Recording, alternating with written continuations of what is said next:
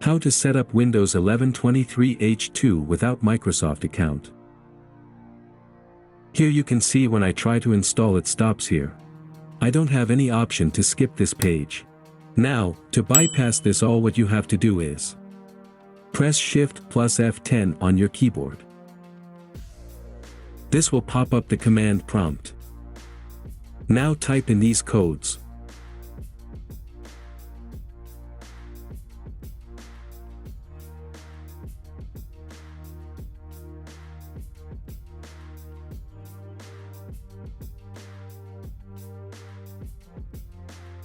After typing, press Enter on your keyboard. Then the operating system will reboot.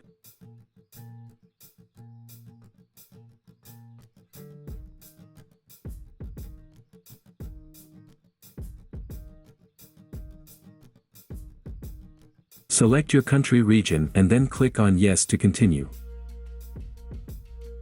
Click on Skip.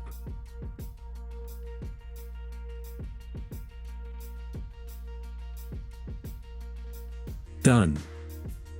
Now you can see we have I don't have internet option enabled. Click on it. Enter your username and then click on Next. And there you have it.